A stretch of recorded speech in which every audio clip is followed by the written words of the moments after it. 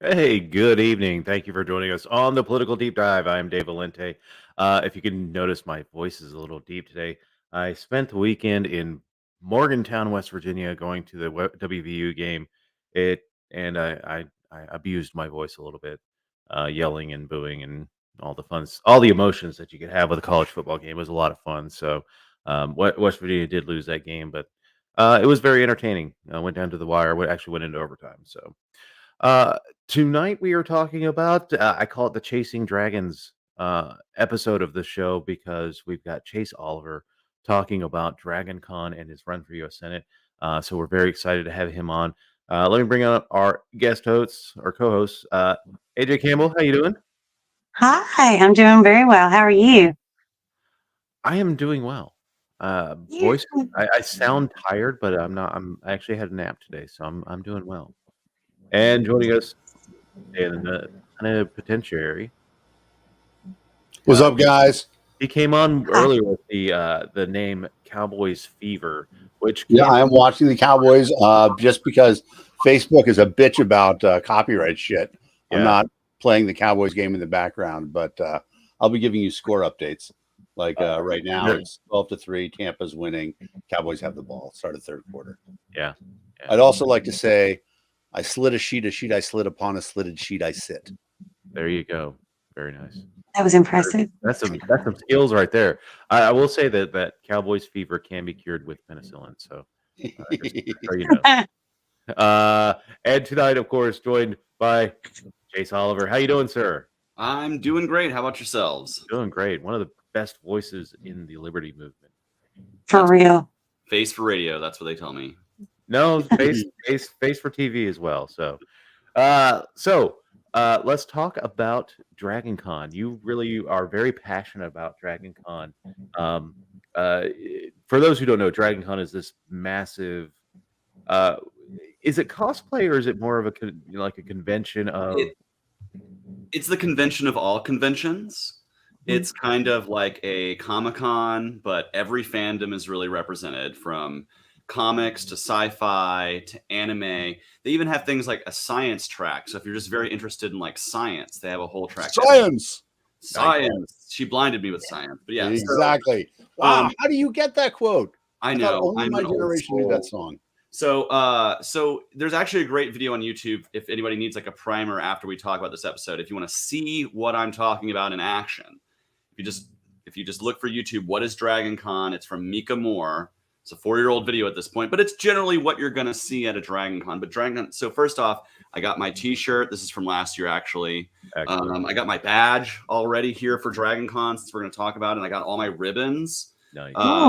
One thing that Dragon Con and political conventions have in common is a love of putting ribbons on their badges. There's, in fact, an entire loyal order of the badge ribbons at Dragon Con. So not only is there every fandom represented, but there's also inside joke fandoms, or as we call them, cults here at Dragon Con. We worship such things as a trash can, a carpet pattern. We I have saw that. Yeah, I saw that too. right now for the FedEx John. So this, let me just put it to you this way. So I'm going way ahead of myself. But Dragon Con is a convention. It's about this year was about 65,000 people. I think the largest one was 90,000 in 2019 before the pandemic. And it's basically a convention for all kinds of fandoms. But unlike, like, say, Comic-Con in San Diego or New York or anywhere else that's held at a convention center, Dragon Con is held at 5 host hotels. So the party literally never stops. There is something going 24 hours a day, 7 days a week, all through Labor Day weekend. It officially starts Thursday, but people start showing up in costume dancing at the bars on Wednesday night nowadays. Usually there's a whole group of inflatable T-Rexes that congregate at one of the hotels, and they start the party off each Wednesday night. But it is from Thursday to Monday, pretty much a 24-hour, 7 days a week convention, complete with panels where you can see some of your favorite stars from things like Star Trek. They had a bunch of people from Strange New Worlds and Discovery there this year. They had they were supposed to have the magicians, the folks from there, but one of them got COVID, so magically the entire cast disappeared, as magicians do, because they'd been traveling all together. William Shatner was there. I mean, they have a lot of big names. They typically have Doctor Who panels. I mean, there's a whole contingency of every fandom. So you get that. Is there gaming too? There's a whole gaming aspect. Like if you like, and that's not just every kind of gaming, from board games. Like if you're super into D&D or any other kind of board tabletop games, they have a whole section set off for you to hang out with your friends and do that. If you like just playing Mario Kart, you can go there and you can get a Switch controller and just play Switch with your friends while you have yourself some cocktails and hang out and have fun. They even have a Japanese arcade with like all the dance games and rhythm games that you can want to play. Joystick Game Bar has pinball and their arcades open at a separate facility. So there's like, if you like games, there's tons of games, including gaming cosplays. Like, again, every kind of fandom. And then there's also the parties at night. That's my particular thing that I love to do. They have different themed parties. They have a K-pop party. They have a Yule Ball for the Harry Potter fans. I love going to the last night on Alderaan, which is like the Star Wars themed party.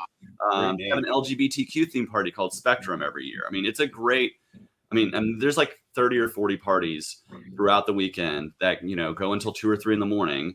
And then, I've left a party and been like, oh man, I don't want to go home or back to my hotel room yet. I guess I'm just going to find a theater and sit and watch Saturday morning cartoons for a couple hours and enjoy an adult beverage while I do that. So like, there's everything. But yeah, it is the fandom for fandom. So if you are any kind of nerd, and I mean this sincerely, if you have any kind of fandom, show up, bring your cosplay, or don't. You don't have to bring cosplay. I like to do cosplay. I typically like to dress as villains. So I already have my cosplays planned for next year. But this year I did I was very more low key. The only villain I did this year was my Raver Loki. So it was a 90s Raver Loki variant whose way to cause mischief is to have everybody dance and party. So very upbeat Loki. Yeah. Nice. It's really nice. So I saw that Anson Mount was there. Yes, handsome Anson himself, my space daddy. Like deep in my soul. Oh, that man. Sorry. We can continue now. I mean, No, he's a that's fine. sweet man, but him as Captain Pike is really like, I have a picture of the Enterprise on my other screen right now. I'm a huge Trekkie. And so I didn't get to meet Anson Mount, though I did at last Dragon Con get to meet Ethan Peck, who plays Spock on the new Star Trek right now. And he was just very, very, like, I got super starstruck and like tongue tied. I'm not normally one who's at a loss for words, but like so I was waiting in line to get an autograph for somebody else, and their production assistant was there at the table, and all of a sudden Ethan Peck walks up and like makes a lunch order to this PA, and then looks right at me and he's like, "Oh, hi, I'm Ethan." I'm like, duh. But I ended up, I have a whole wall of autographs that I get at Dragon Con. That's another thing. They have the Walk of Fame. So you get to interact with a lot of your favorite stars and celebrities. If that's your thing, like my friend Kate, she literally has a hall of fame because her entire hallway is made up of every autograph you can imagine. So And it's a very cool experience to get to talk to folks. And I have almost all of the original Star Trek crew. I have their autographs, and most of them I got at Dragon Con or at other events like that. Nice. So, for those who are not initiated in the whole convention thing, what is cosplay? So cosplay is where you generally dress up as a character. That's a lot of times it is a pop culture IP, like a popular character in fiction. But some people just cosplay as whatever they feel like. Like one of my cosplays this year was Rainbow Cowboy. I don't know why that was a theme. I had a cowboy hat. I had rainbow stuff. I was like, Rainbow Cowboy, I shall be. But generally it is you dress up as your favorite fandom. And some of the cosplays at Dragon Con are quite elaborate. I mean, and it can be anything from just like some people home make their stuff out of cardboard and they just kind of make a cardboard cutout of whatever. It looks cool. Some people buy Halloween costumes. That's valid cosplay. And then some people just literally invest thousands and thousands of dollars into very complex cosplays. I think, I've seen everything that you can imagine under the sun. Some of the more complex ones, I saw some really cool Dune cosplays this year of like from the new 2021 film of like the Guild Navigators, like with their orange masks blowing the gas. It was very cool and very elaborate. But typically that's and there was a 30-foot sandworm. I'm a huge Dune fan, so like I was drawn to a lot of those. But there's really every kind of major cosplay you can imagine. Like for instance, again, keeping with my villains theme, next year I'm going to do all Disney villains. So I'm going to be Captain Hook one day, but it's going to be kind of more of a Pirates of the Caribbean Captain Hook.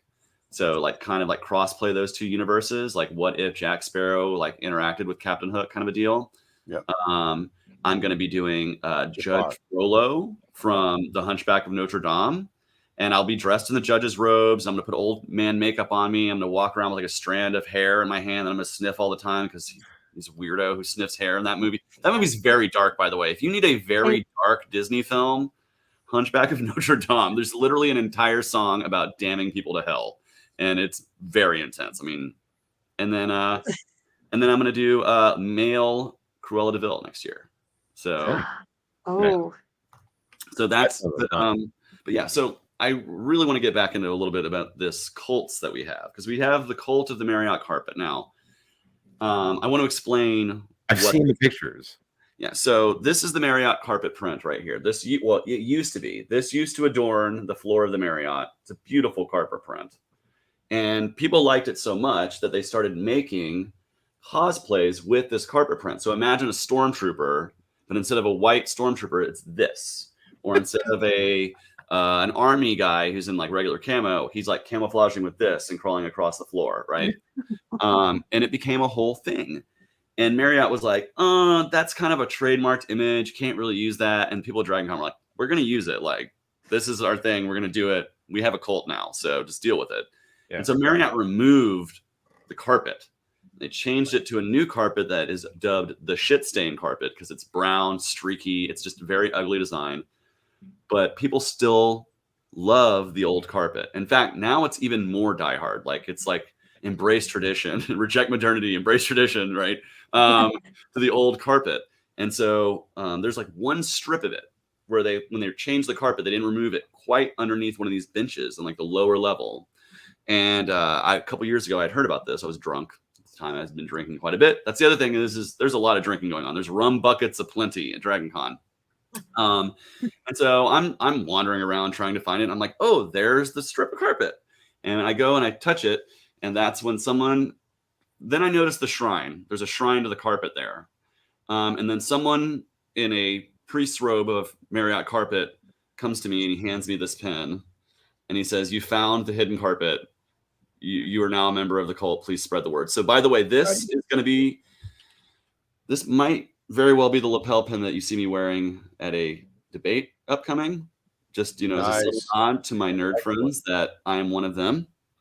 I also, though it won't look good on TV, I also do have a necktie that goes great with my Easter Sunday suit.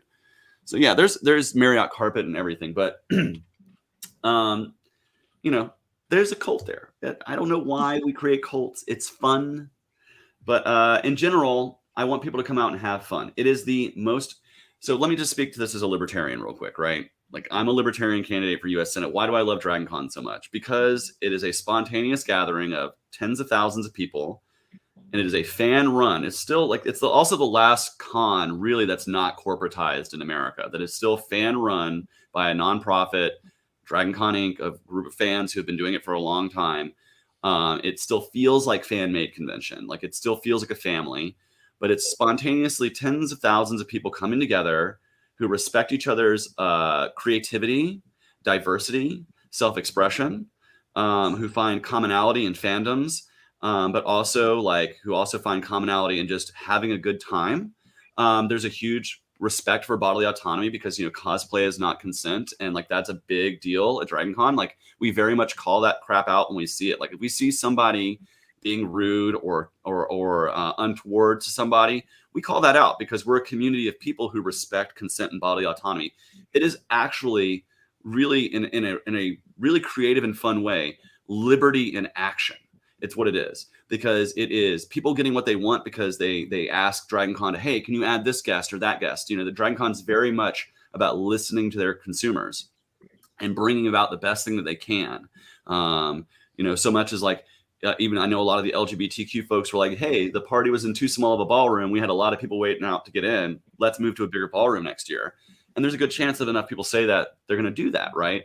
So it is really and I joke, it's more true governmentless, true liberty in action than even an Anarchapulco that we've seen on HBO or a lot of other those conventions. It's actual creativity and diversity that's not rooted in we got to talk about Bitcoin. It's across the spectrum. It's a creative endeavor across all political spectrums, but it's really is liberty in action. To that end, I also want to talk about some of the other fun things you can do at con. There's a thing called swag or there's a thing called quests. You find people who give out quests. For instance, one of my quests it was called Finding Gory. I had to take a picture with somebody who had blood on their costume, who was dead or had blood on their costume. Another one was called Medic, and it just had 9 exclamation points. I had to find somebody who was dressed as a healer, a medic of any kind. So I found a cosplay medic, somebody who literally hangs around to help people fix their cosplays. They have a big kits of sewing needles and Velcro and hot glue and anything you could need to put your cosplay back together. So that again is part of the spontaneous caring for each other that we have, is that you have these cosplay medics sporadically around each hotel that's literally there just to help you. They're not asking for money or anything in return. But when you do quests, you get little pieces of gold and silver, these little giveaways. There's other swag too. I met a fairy godmother and she gave me a little glass pumpkin and said that if I don't get back in bed by midnight, I'm going to turn into a pumpkin. So, I had to make sure that was an early night that night. Kazoos with googly eyes. Anyway, whatever. There's all kinds of just a spirit of giving and sharing and togetherness. Anyways, I'm talking a lot. I'm going to drink third-party cola RC. There you go.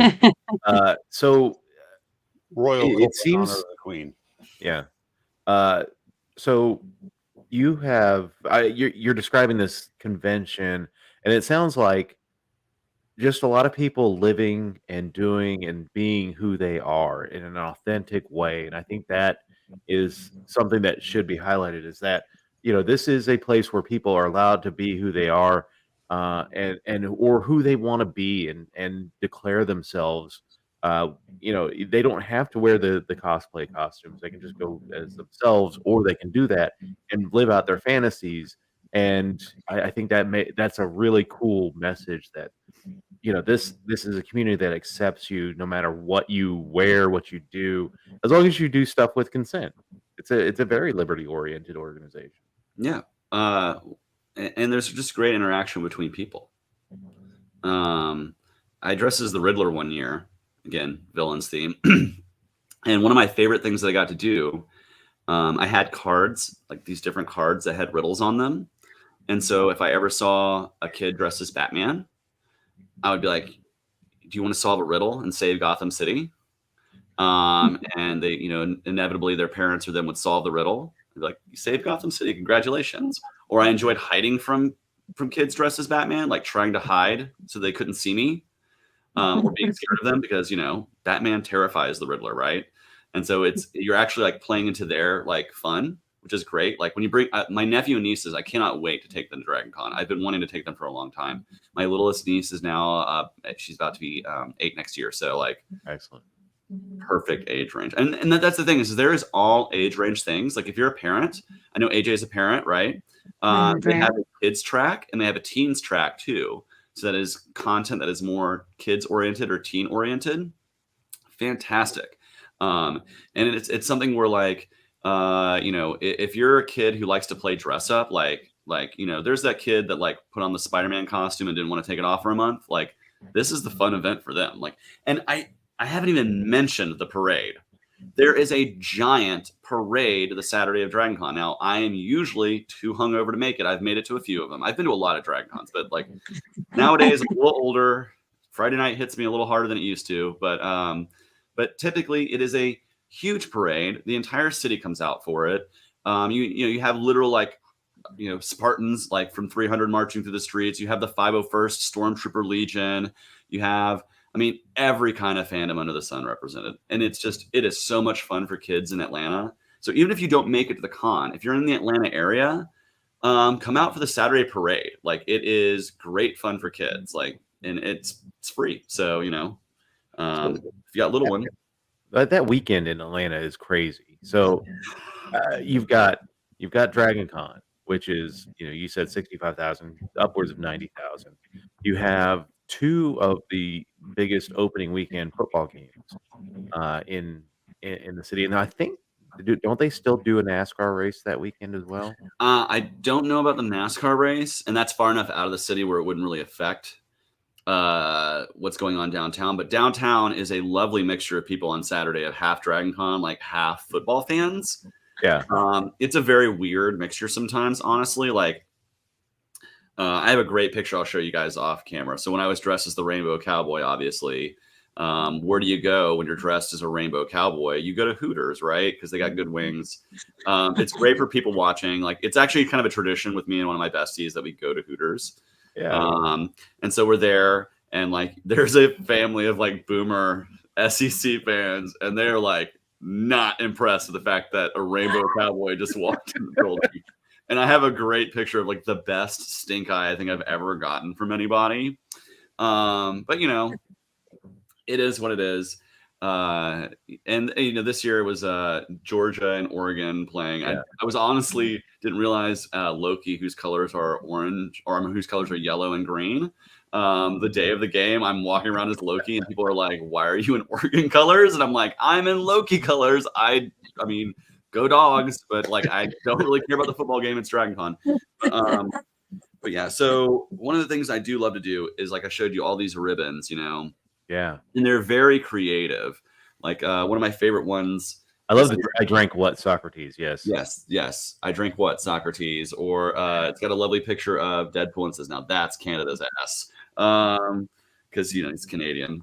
But I have all these different ones that I love, and it is just great fun to meet people. I'm going to be making ribbons next year, so I will be taking suggestions.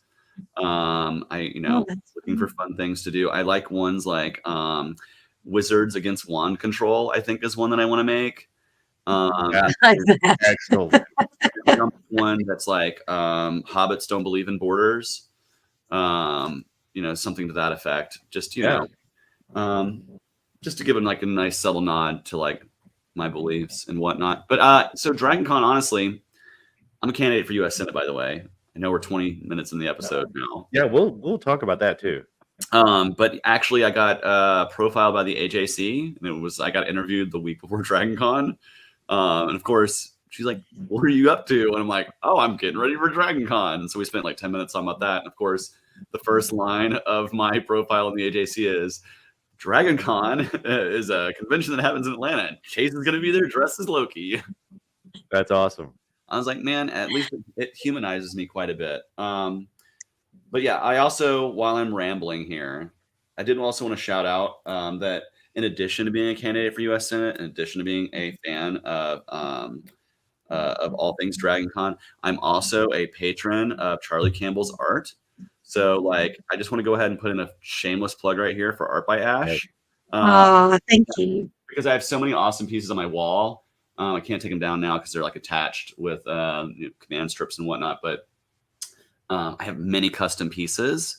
One of which is a Loki. That's what just brought my mind into it. But anyways, yeah, if you guys need art by Ash on Facebook, they're wonderful. And buy their art because they're very creative, and I like to patronize young creative people. They're way better than I am. It's just not. I can't draw worth a shit. So I definitely need to get anytime I can pay Charlie for a painting is a good time. So yeah, any other topics about Dragon Con you guys want to talk about? Well, I mean, we've kind of danced around the subject. What is the lesson that we can learn from Dragon Con as export it into the real world? So a lot of the values of Dragon Con that I think I try to live honestly throughout the year is things like respect for those who are different than myself. Like there's a million fandoms there, right? Like I do not get every cosplay. Like when I see people walking around, I don't understand every cosplay, but if I can tell that somebody's like put work into it, even if I don't know what character that is or what fandom it's from, I can be like, oh, that's really cool. That's really cool that you did that you took the time to do that. Like I have two friends, like I have a core group of people that I hang around with every Dragon Con. They're like my Dragon Con family. And two of them, they're sweet as hell. Half the time I have no idea what they're cosplaying as. Like, but they enjoy doing it and they look great doing it. And so like more power to them. They spend their time. So I think one of the things we can export out of like a convention like this is like maybe respect people, like sit down and like listen to people sometimes. You'll be surprised what you can kind of learn if you like listen to people who are a little bit different than you or who have a little bit more context than you do. Like one of my favorite groups of people to sit and talk to each con is the over 50s. So it's Dragon Con over 50. These are people who have been there for like 20, 25 years who can talk about the before times, like when the carpet existed and like when it was just, 10,000 people or less, like when it was much smaller. You're on mute. My biography will be Dan, you're muted. Conventioning pre-internet. So as somebody who did that, there was back in the days, one of the big conventions was up in Wisconsin when Geneva invented and Gary Gygax invented Dungeons and Dragons. I went to that as a kid, but I can tell you, getting the word out was impossible because how could you get the word out? You had to advertise it. Dungeons and Dragons had a magazine called Dragon Magazine, and that was like the only way that people knew about it, and the only people who read it were people who had bought the player's handbook because there's an ad for it in the back. And to see where conventioning is now, those of us who are the 50 plus people, it's awesome. Yeah. And I can say I came from back in the day when it used to be, and see nowadays all your registration is done via QR code and online and everything through a website. But it used to be like you would sign up for a ticket and they would send you a blue postcard, like in the mail. You would get a blue postcard with your information on it. And like that was what you need. If you lost it, you lost it. Like there was no getting it back. And if you didn't present that, you couldn't get a badge. And so it was like very, very important, like back in the day. And now we have people who make badge ribbons that look like the blue postcard that you used to get. And so like it's still like kind of a throwback to the old days. I did want to talk about a couple of events that I think are like, for me, like must do's at Dragon Con. Sure. One of them is called the Night Fights. They typically happen throughout the day on Saturday. They have amateur and pro, but it is literally, we're in a ballroom. They set up a cage essentially made of 2x4s and chicken wire. And they have knights in full armor with blunted weapons fighting in melee combat, either one-on-one or on teams. And it is intense. It is some of the coolest shit you will ever see. Like some highlights I've seen is one of my favorite knights is named Celeste. They are a trans knight. They are a trans woman who still fights with the men and typically kick their ass. So I'm a huge Celeste fan. But there's also like a moment in time. Like I remember there were 2 knights, and neither one could really score a blow on the other. And they were fighting with sword and shield. And one of the guys backs to a corner, and he drops his sword, he takes his shield down, and he's like, "Let's do this one-on-one." And they have an MMA match in full suits of armor in the middle of and it was the most cool thing I've ever seen. I've never seen a guy get like taken over and thrown into an arm bar while he's wearing 85 pounds of metal around him. I mean, and it is an intense. I mean, there are definitely, it's not ballet. There's definitely injuries and stuff like that. But it's very cool to watch. So yeah, that is, if you're interested in combat sports, Night Fights is it's also air conditioned and great. You can bring a whole cooler of food. It's always great. Like I usually bring at least 1 bottle of wine to consume while I'm there. It's very much like in Game of Thrones when they're like watching the jousting tournaments. Like my friend dresses like King Renly from Game of Thrones, and so we're very much like up with his head. Like it's great. That is so cool. Yeah, well, there's also Dragon Con Wrestling. So if you're a pro wrestling fan, they do local, like a small town independent wrestling. And they typically like to do parody characters. Like this year they had an Undertaker versus a Sting. The dream match that we all wanted 15 years ago, but it happens when it's 2 guys cosplaying as those characters, which was kind of ridiculous and awesome. So that is great fun. That's the first event I usually do each year because it's Thursday night. And then one of my personal favorites is the Miss Star Trek pageant, which is a full beauty pageant where people cosplay as different alien races of Star Trek, complete with a talent portion, question and answer. It is beautiful. It is so much fun to watch. That is awesome. If you're a Trekkie, the inside jokes are never stopping. Like and it's usually hosted by Garrett Wang, who is Ensign Kim from Voyager. So, typically a lot of fun. So those are like some of my like must-dos each year, but there's generally everything. For the ladies, there's kilt blowing, which is where men in kilts show off for the ladies. It's a beauty contest of its very own. If you're into the Scots. are their kilts blown up or? Yes, there's It's like the Marilyn Monroe pose. Yes, You very can much. find out what's underneath the kilt. So, all right. Excellent. I mean, it's not. It's PG-13 on the way to R. Yeah, it's definitely Okay. it's definitely a. This is done at midnight. Yeah. It's done an afternoon panel. That's Dragon Con After Dark. There's a lot of that. I mean, that's the other thing is it's also just there's raves like every night and concerts, and I mean it does wear me down though. I gotta say, I'm 37 now. I'm not a 25-year-old con goer anymore. Old. You're so Yeah. old.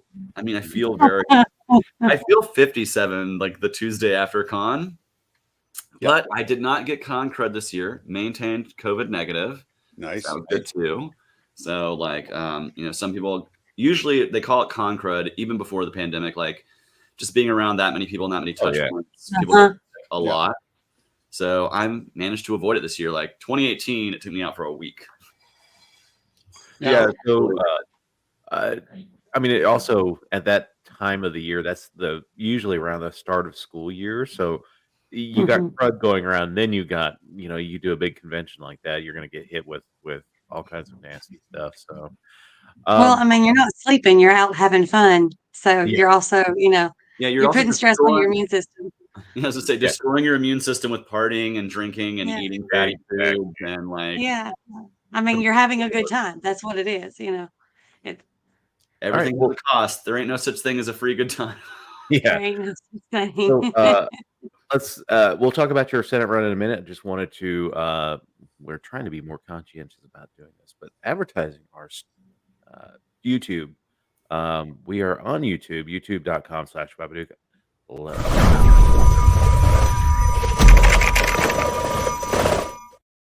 I don't know what that sound is, but that's, I like it. So The sound is the siren that they sound during the zombie apocalypse, off in the It distance. sounds like somebody's eating a skull. I don't know. I mean, it Yeah. just But people do need to hit that subscribe button. As the kids say, mash that subscribe button. mash Hit the it. bell. Ring the To bell, find out too. when we got new things, new shows coming out. Yeah. Guys, getting this show monetized makes the world a better place. Okay, for one thing, better graphics. For another thing, better hosts. Get me and Yeah. Dave off the air, right? Get enough money in so that I can we can have retire.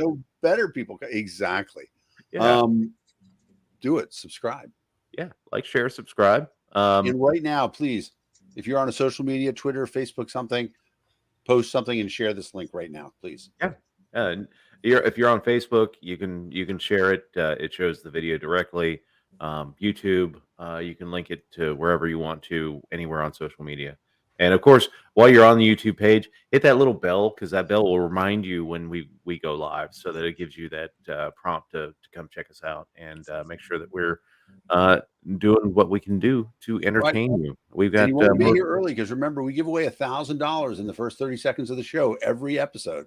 So for those of you who've been logging in too late for that, it's your own fault. Yeah. I don't know if we're going to be doing that next week.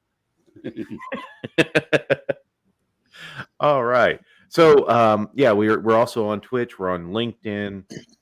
I did also want to mention that next week we're actually moving to a new platform. We're no longer going to be on StreamYard. We're going to be on Restream. So not many changes you'll notice on your end. It's going to be a little bit different for us, but should be hopefully a seamless transition when we go to Restream. So It's not seamless, hopefully hilarious. well, I just hope, as with every broadcast, I hope I don't talk. We're moving because they have better, like, rose-colored filters for Yeah. Dave. We won't have to see his skin up close. Exactly. All right. So, Chase, you are running for the U.S. Senate against Herschel Walker and Raphael Warnock, the current senator for Georgia. Tell us, why'd you get in the race? Well, first and foremost, the other candidates are Herschel Walker and Raphael Warnock. So I felt like voters needed an alternative to those two candidates. I got into the race because, I ran for Congress in 2020 in a special election after John Lewis passed away in Atlanta. And I ran that race because we had ballot access in that race, which is rare because it's a special election. Yeah. So I was happy to run, and I ran on a message of, a platform that was pretty much rooted in criminal justice reform, because it was the summer of George Floyd. It was what was on the minds of the voters in many cases. And I felt like, as a libertarian, I had plenty to add to that conversation in terms of advocating for things like ending qualified immunity and ending no-knock raids, fighting to reform police practices, fighting to reform, I like to say that we don't just need justice reform at the police level. The truth is we need justice reform at the police level, the prosecutor level, the courts, the prisons, and after prison, when we're talking about probation and parole. So fast forward to 2022, and we have a Senate election, and the Libertarian Party of Georgia has ballot access in this race, and I felt like I could add to the conversation and push the Overton window certainly towards liberty in this race, and bring up the issues that I think voters can broadly agree upon, but that just don't get done because of the inaction that we see in DC. Like, we see a real logjam. It's like they've dammed up the waters of actual legislation and doing anything. And so I felt like the people of Georgia, and really the United States Senate, needs an honest broker in the body who's going to be able to work with Republicans and Democrats on these broadly agreed upon things. And you're never going to get that by electing a Republican or a Democrat, because of the polarization, the extreme polarization of each leadership. What you're going to get if you elect a Republican is you're going to get someone to vote exactly how Mitch McConnell wants. And if you're going to get a Democrat, you're going to get someone who's going to vote exactly how Chuck Schumer wants. And what we really need in Georgia is somebody who's going to put the interests of the state of Georgia, the people of Georgia, really above even the state of Georgia, the people of Georgia's interests first, and become an honest broker and get the things done that the voters want.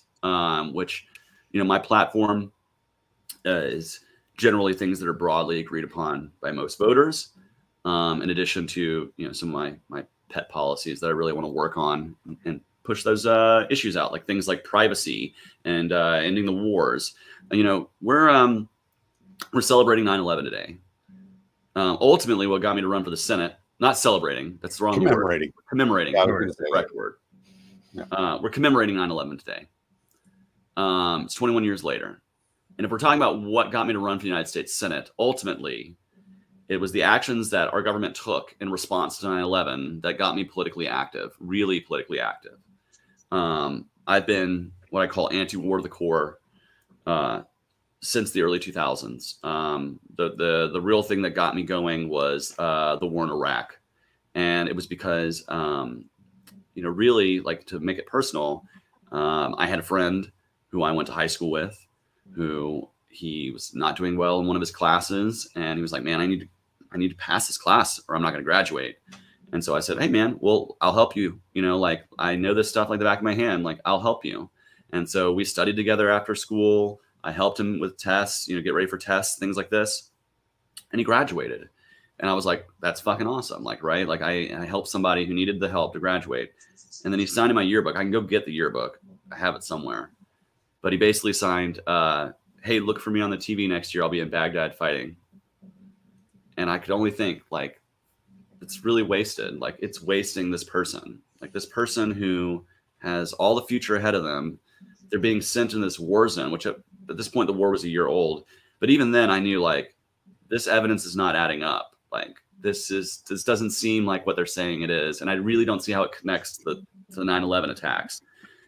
And so I have been ardently against the foreign policy and the domestic policy that's come out of 9/11, literally since the day it happened. And that's one of the things that really inspired me to run, is because there are way too many lives lost. Not just servicemen and women, which there are thousands, not just but you also have to talk about the millions of people who have been killed or displaced or who are now refugees because of our foreign policy, because of the actions we took in response to 9/11. And I think it's about time that we have somebody who's running for office and who will be on the debate stage, who is able to speak truth to power and to really have voters think about what we've done in the last 21 years. Are we more free? Are we more safe? Was it worth it? I would argue no, no, no. And that's why I'm running. Yeah, I mean the question that I kind of want to ask in the commemoration of 9/11 tonight is did the terrorists win? When we that was the refrain that we heard so many times during the lead up to Afghanistan and in the years since and build up to Iraq was we can't let the terrorists win. What we've done in the name of that, have they won? That's the thing that I think we need to examine moving forward. So talk about the debate. When is the debate? Where's it at? So I'm going to be right now.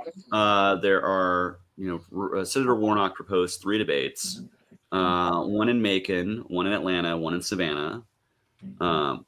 Herschel Walker has proposed his own separate debate in Savannah. I have been invited to the Macon debate and the Atlanta debates.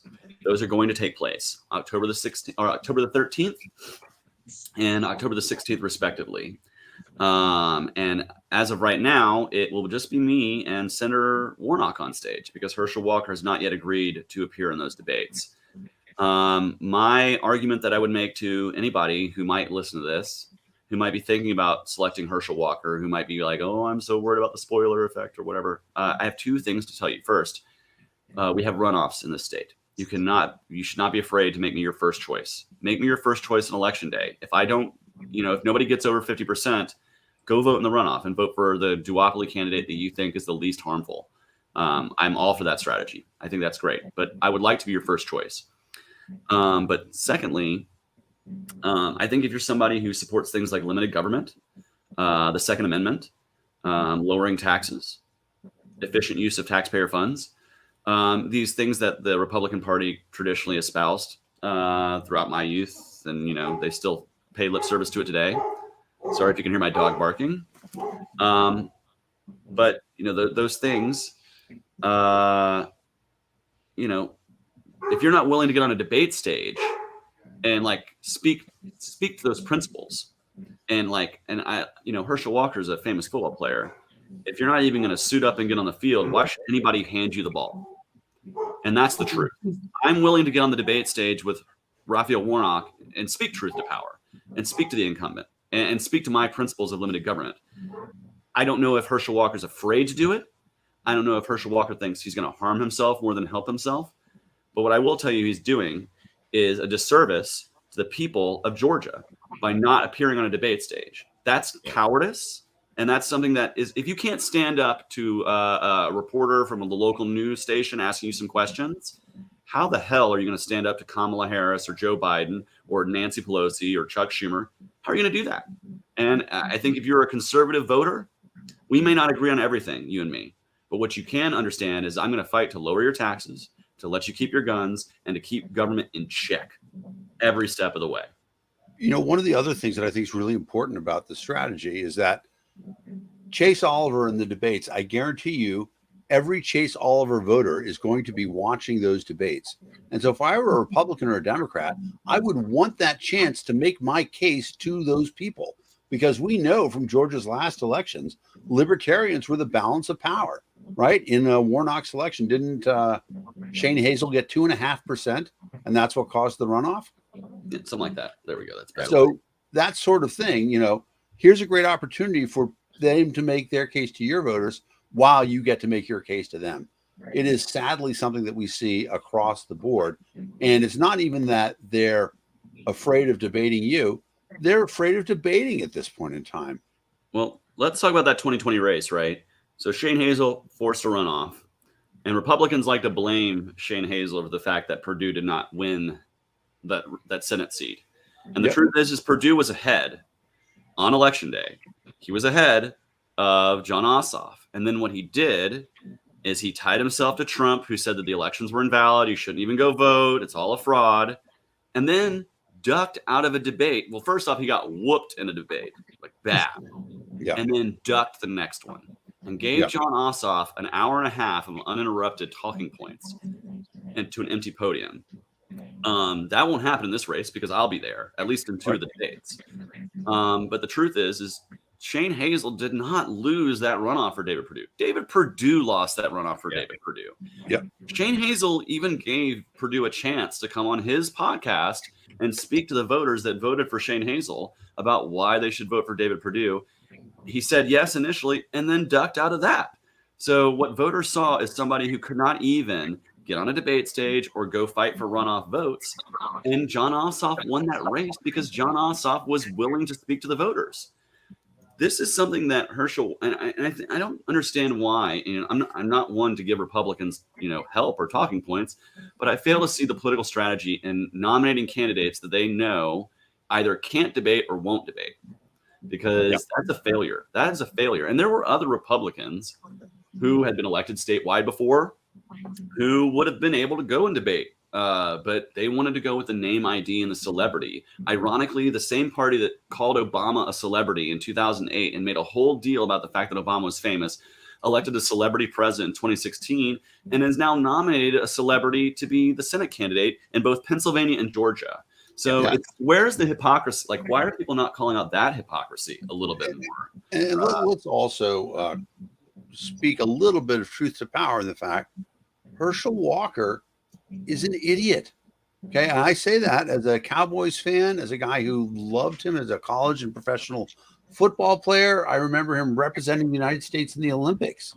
Okay. But that guy, first of all, he was a liar then, because he would always say, "Oh, I've never lifted weights.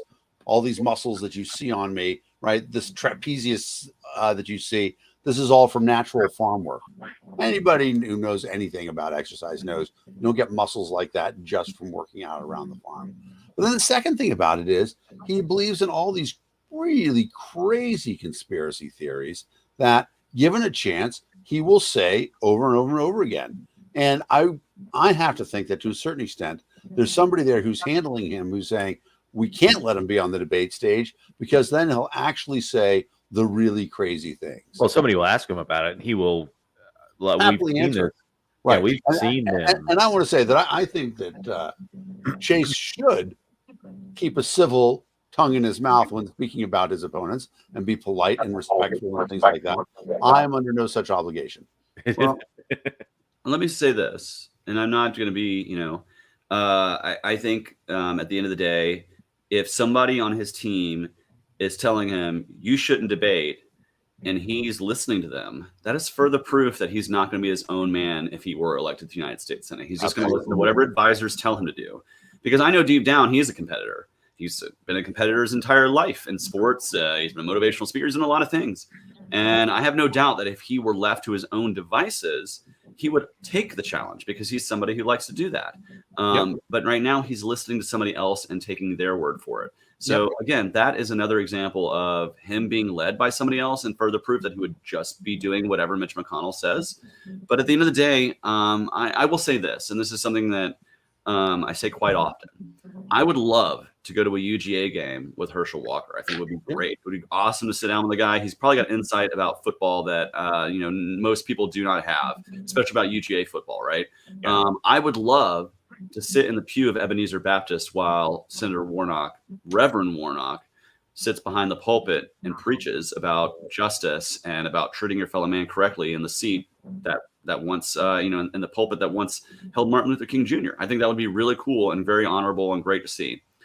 I want neither man to be representing me in the United States Senate. And ultimately, it's not because of any failure of them as a person, really. While we're all flawed, right? We all have flaws. Nobody's perfect. But at the end of the day, they both represent a party system which is flawed, fatally flawed. We keep getting diminishing returns when we only rely on Republicans or Democrats as the choices out there. And you can be the most virtuous, smartest, greatest person in the room. But if you're running as a Republican or a Democrat, ultimately you're running as a system that is flawed and that does a disservice to us because duopoly does not work correctly. It creates partisan extremes. It creates polarization. It creates gridlock. It creates inaction when there needs to be action. And what it does is it creates this this agreement amongst these two parties to, so long as we can stifle the voices of everyone else, they are content. And that is a disservice to people. That is the problem. So again, even if they are flawed or not, ultimately running as a Republican or a Democrat within this duopoly system, they are doing a disservice to themselves and to the people that they wish to represent because they are ultimately trying to work in a broken system that will not function correctly anymore. It just hasn't. And it has gotten even worse. It has calcified. And we need somebody who is going to break the logjam. And I want to be that person. I want to be the person who sits in the room and says, I do not care what letter follows your name on the screen. I want to know how we're going to get things together to increase freedom and individual liberty for more people as much as possible. I want maximum freedom and minimum government as much as I can get done working with the people. Like, that's really my ultimate goal. There we go. Here.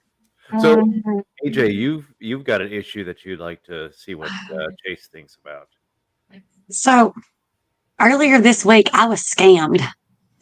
I had to pay money to the government in order to continue doing my job for another 2 years, just so that income could be taxed. And then, of course, they use that money for terrible things like war and, I don't know, taxing other people.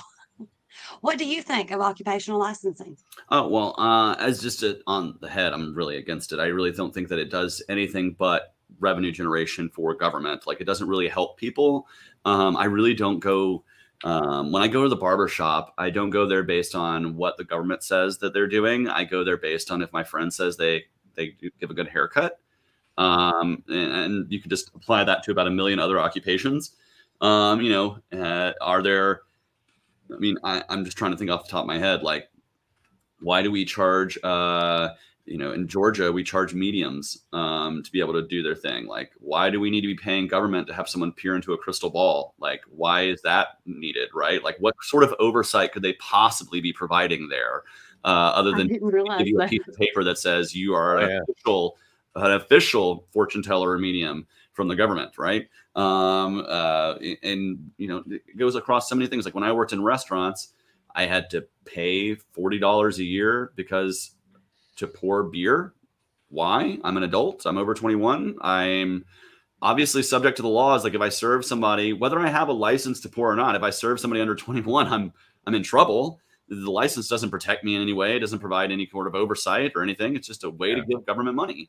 So on its face, I think occupational licensing, for the most part, and I'm willing to be proven wrong, right? Like maybe nothing's absolute, but I'm willing to be proven wrong on it. But as I see it right now, there's really no need for it in like nearly every case. So I'm absolutely it is about it's just about finding another way to just take money out of your wallet, really, and that's the ultimate thing. Like I still am. I still think if we were to change all of our tax system over to a consumption tax, you would see tax rates going lower and lower and lower and lower, and people would want smaller and smaller government because they would see all of the taxes in like one thing, as opposed to like, as opposed to sales tax plus income tax plus FICA tax plus fees and tariffs and all this. If you just made it one consumption tax, people would be like, oh my God, that is so high just to keep this government functioning.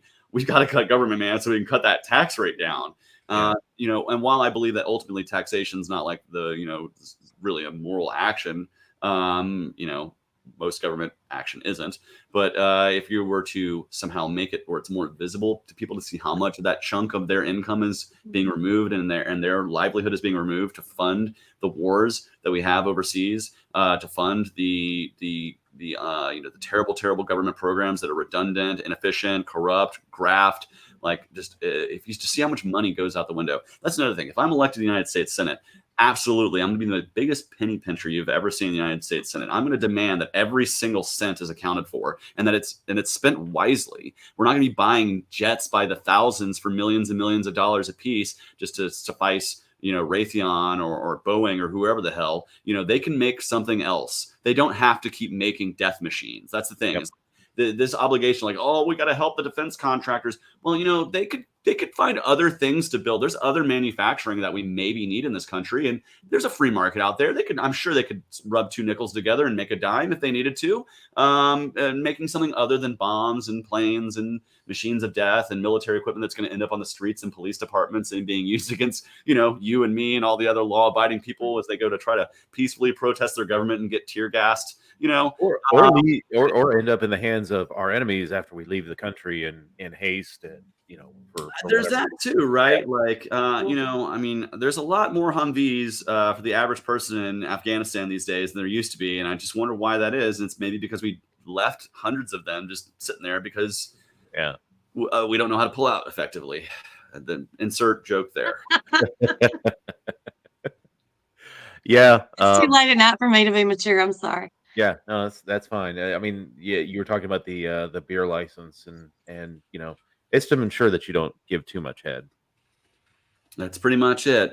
I think so. Yeah, but no, I mean, occupational license really is not only a money grab from the government. It's also a lot of times these places are these boards are staffed by the people that are working in that industry, and it's really kind of a break on keeping people out of the industry and making the barriers to entry into that industry so much more, that it really it stifles competition, it stifles innovation, and occupational licensing is a huge issue that not a lot of people talk about because people just don't see it, unless even those that do licensing every year, or have to focus on their licensing, like teachers and things like that, don't really focus on it. But it really is kind of just a stifling nature of government.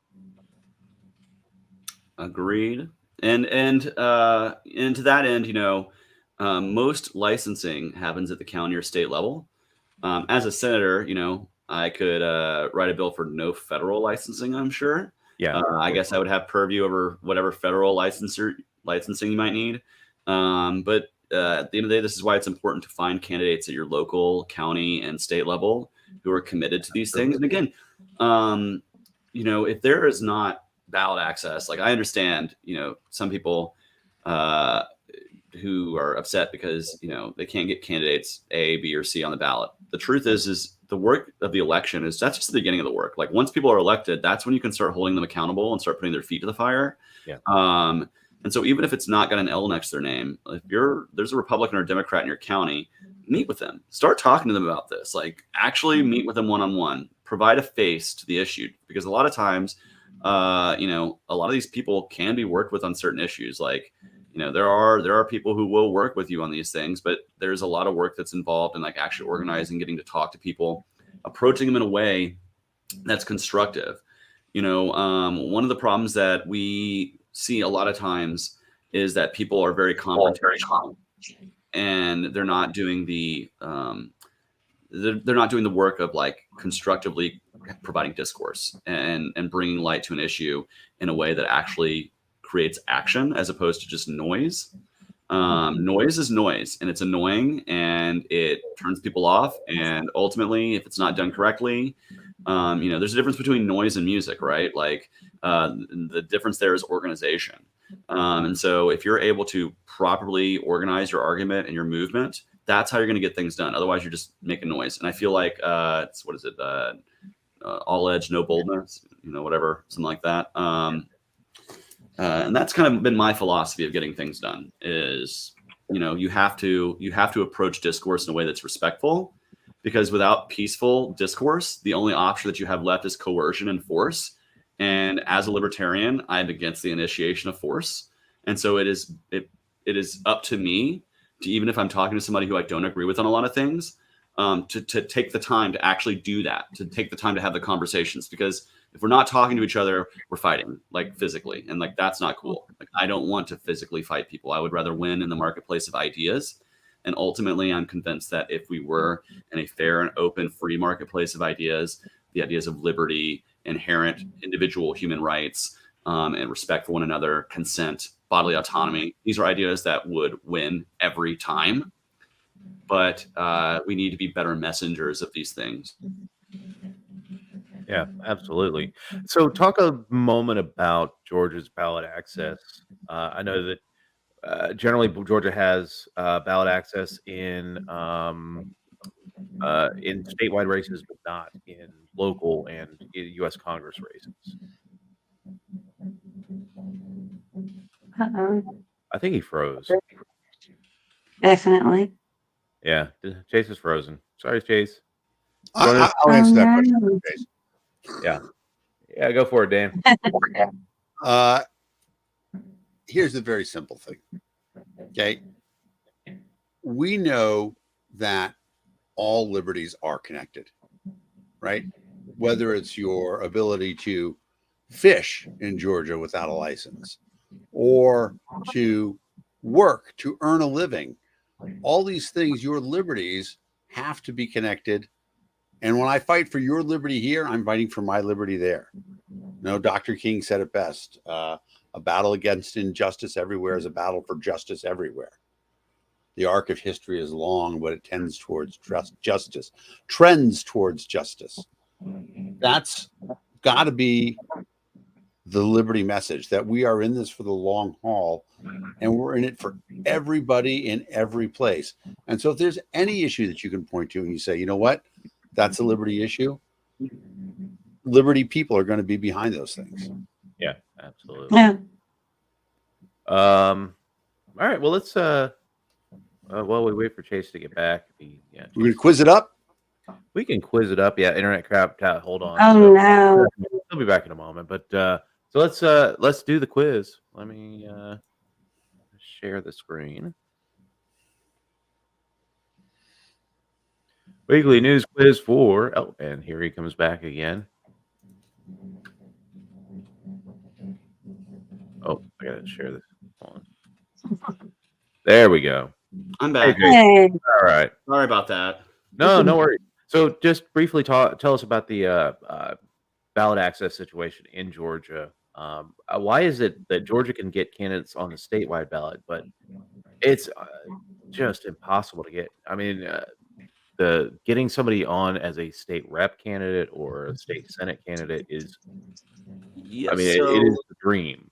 So here's how that happened. So if we maintain over a certain percentage in statewide races, we maintain ballot access, and that threshold is 2%. And that was originally met, I believe, in 2008 when John Mons ran in a two-way race for Public Service Commission and got over 1 million votes.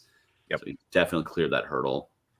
And so we maintain that ballot access as long as our statewide candidates get 2% or more. Now, there is a challenge coming up in 2024 because Public Service Commission used to be voted statewide and then was a districted thing. So it's weird. Like you're running in a district, but then the whole state votes on it.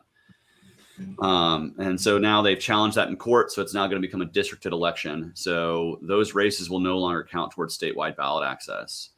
And in 2024, the only other race that will be statewide is the presidential and vice presidential candidates. So it is now up to whomever the Libertarian Party nominates in 2024 must get 2% or more, or we will lose our statewide ballot access in Georgia. So I encourage people who are members of the party a lot. There's factions of the party who do not agree with me on everything. Caucuses within the party, whatever. I'm begging them right now to think of my state and think of the hard work that so many libertarians in Georgia of every caucus have put into this when they're nominating a presidential candidate in 2024. We need somebody who's going to get, frankly, the only candidate who's ever gotten over 2% in my state for president is Gary Johnson in 2016. We need a candidate who's going to break through to voters enough to get 2%. It's important because otherwise we will be doing the same ballot access signature driving, which costs hundreds of thousands of dollars to get back on the state ballot. And it will put us dead in our tracks. So that's the truth. We need to have a candidate in 2024 who's going to speak to those voters. I have my preferences, former congressmen that they are, but I think, this is just, for me, I think we need to have somebody who's going to know how to run for office professionally, ethically, principally, and speak to the voters, because if we don't, we're really running a real risk of losing just a great ballot access thing that we've enjoyed for over a decade, almost 15 years now or more here in Georgia, honestly, since 2008, as far as I can remember. I've only been a libertarian since 2010. So, I'm not a party elder like Martin Cowan, who's been with the party since its founding in Georgia in 72. But there are a lot of hardworking people like Martin who have been doing this for decades. And I would hate to see their hard work stifled because we nominate somebody who we think might be very edgy, but won't get the vote totals that we need. And that's for real. So that's the ballot access question. It's a lot easier for us to run statewide. We have not yet gotten to that threshold of meeting ballot access for districted races. Right now, we need to gather thousands and thousands of signatures. Most recently, Angela Pence tried to do it in Marjorie Taylor Greene's district. She worked very hard, gathered thousands of signatures, did not do it. Martin Cowan tried in 2020, ended up suing. We won in federal court. It was overturned by the appeals court, and we are now seeking to get to the Supreme Court of the United States, by the way. If you go to Libertarian Party Georgia's Twitter page, they do have a tweet up about how to send in a letter to the Supreme Court. They actually do still receive letters. They are that old-fashioned. Wow. Yeah. So please send Chief Justice John Roberts a letter saying that we want to hear this ballot access case. Even if you don't live in Georgia, you can send him a letter. So go to the Libertarian Party of Georgia's Twitter page, find that post, get that letter out so that we can hopefully get ballot access heard in front of the Supreme Court and maybe, just maybe, get a libertarian to run against Marjorie Taylor Greene in 2024, or have a libertarian running against, Nikema Williams in Atlanta, who is probably in the bluest district in the state. Let's get that done. So that's something we can all do, as all of us as libertarians across the spectrum. I don't care what caucus you roll with or who you're with. If you're liberty oriented and you want to have ballot access for third parties and independents, please send John Roberts a letter. Okay, excellent. So our tradition on the show is to do the CNN weekly news quiz to see how well we've paid attention during the week. We don't always do all that well. We did 8 out of 10 last week, so let's see if we can improve upon that this week. The 5 Things weekly news quiz. It's not 5 questions. It's 10 questions. But anyway, question number 1. Liz Truss became the new prime minister of which country this week? country that's been in the news a lot this week. Wales. Partly I know from Denmark, Spain, United Kingdom, and Greece. I mean, honestly, just from the door behind her, I could answer the question. Yeah. That would be that's the UK. I'm pretty sure. And if you've ever seen her curtsy, it's amazing. It's the least curtsy you've ever seen in your entire life. It looks like she's like, it looks like she stepped off a step that's just a little too large for her. You might call it a courtesy curtsy. Yeah, there you she's go. actually a Republican. She's not a huge fan of the monarchy, which is amazingly ironic because she's the last Prime Minister Elizabeth, Yep. asked to form a Yeah. government. Yeah, absolutely. All right, which new treat did McDonald's? Question number 2: which new treat did McDonald's add to its menu this fall? Pumpkin pie, apple cobbler, maple cookies, or cheese Danish? I don't know, but it's got to be pumpkin pie because everywhere south of New York goes pumpkin crazy around this time of year. Yes. South of New York. Do we really want You're not pumpkin pie wrong. at McDonald's? No. I don't want I don't- McDonald's. Did you know? I don't know if this is true or not now, but at least 15 years no. ago, Cheese Cheese Danish. Cheese Well, that's Danish. good. Classy. yeah, good for you, McDonald's. Did you know that McDonald's, and it's probably not true anymore, but McDonald's sells more chicken than KFC? I wouldn't be surprised. I can Oh, believe It's it. just I mean, I think just, volume. yeah, sheer volume from McDonald's, their chicken nuggets and chicken sandwiches, Yep. probably outstrip KFC's, just global sales anyway. Yep. So, but yeah, I want So maple cheese cookies Danish. now. cheese Danish, I might try from McDonald's. It probably is stale, but I They really just don't- come stale. They're fresh out of the oven stale. Yeah, pretty much. So I Well, they were briefly served in the 80s. Maybe they're not the same ones. Really From probably the is. exactly. I will say that the best McDonald's breakfast item is the steak, egg, and cheese bagel.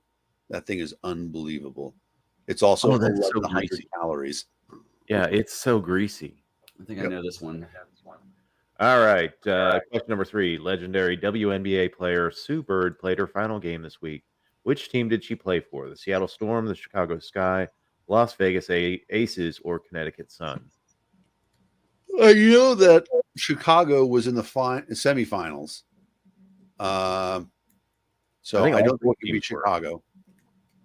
Pretty I sure- think it's Connecticut and Seattle in the finals, Pretty sure it's. but I don't know. I'm pretty sure I'm going to go with alliteration here. I'm pretty sure it's Seattle, but to be honest, I only glanced the headline.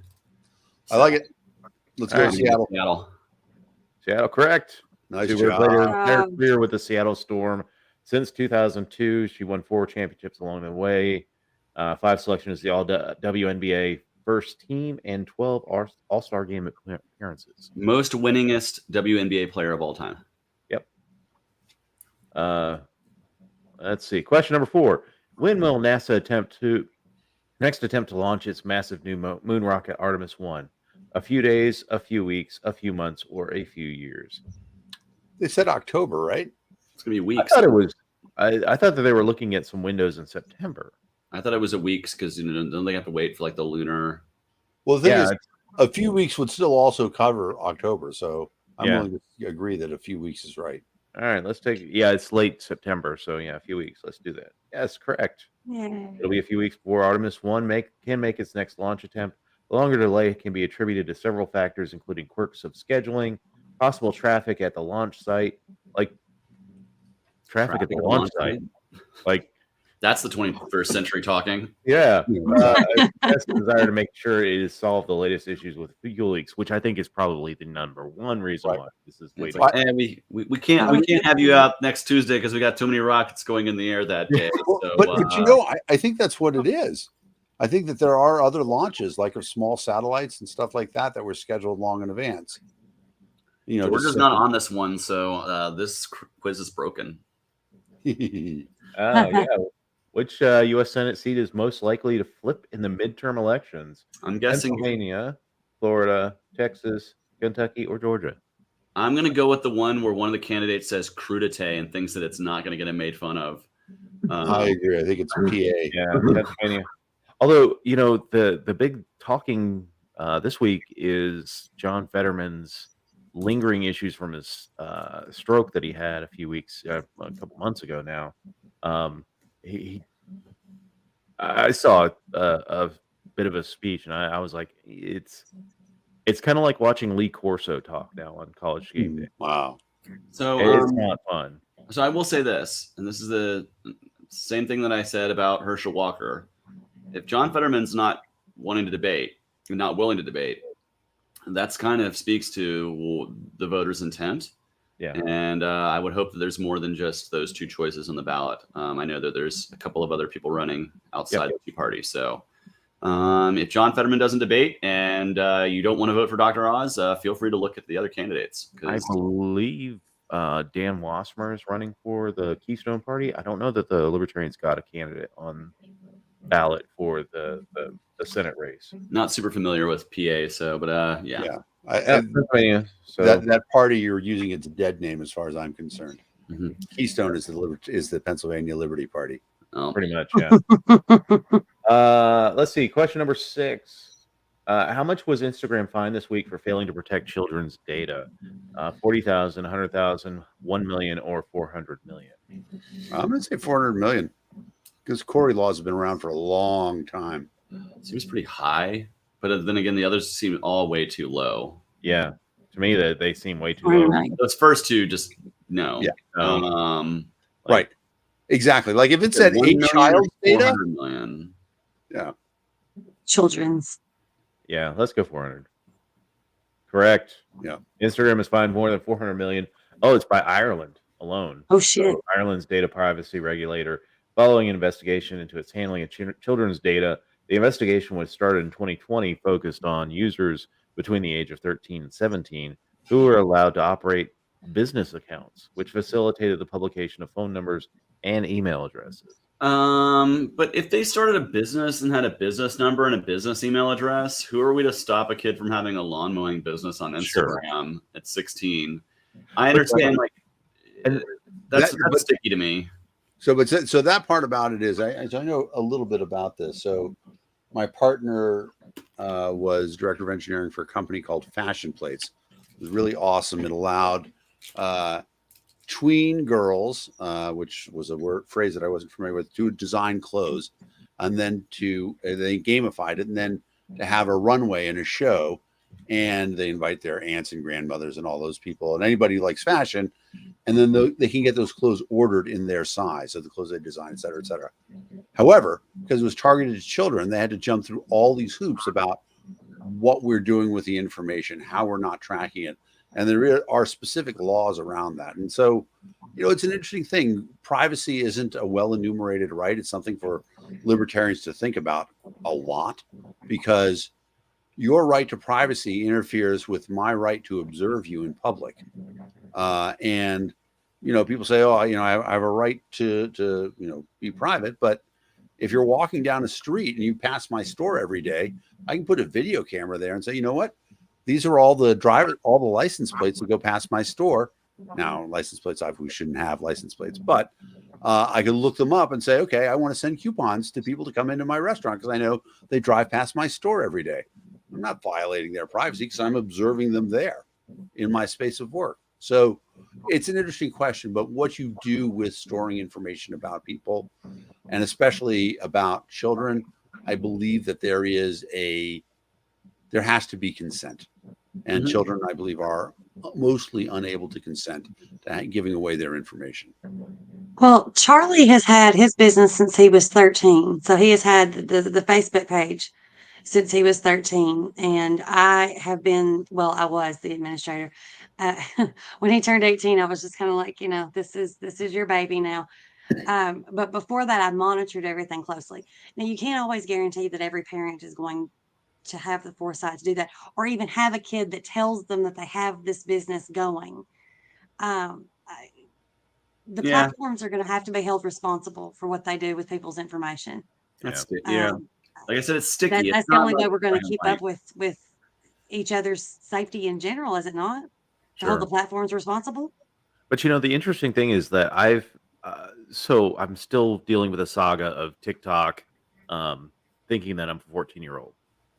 For some reason, my birth date on TikTok is 2008. So one of the cool Those are things your about musical tastes. yeah, well, maybe. But the cool thing about that is that I can't get messages. Like when I first joined TikTok, I get spam messages all day long. So as a child, you don't get messages. You know, nobody can directly message you. But I was able to switch my account to a business account. Still can't get on live on TikTok, but I don't know. Maybe the TikTok is the next to see some Irish retribution, some Irish car bombs. All right, question number 7. Which of the following U.S. airports have been the worst for delays and cancellations this summer? Dallas Love Field Airport, Chicago Midway, Denver International, or Charlotte Douglas International? This one I have no People idea. that travel. I just want to, I mean, in my mind, like I want to say Chicago just because, but I really, my heart wants to go with Denver because it's the weird conspiracy theorist airport that has all the weird art and stuff. Yeah, it's got that crazy ass horse. Yeah, they have the crazy horse and the murals. And Yeah, So- it's an interesting airport to land at.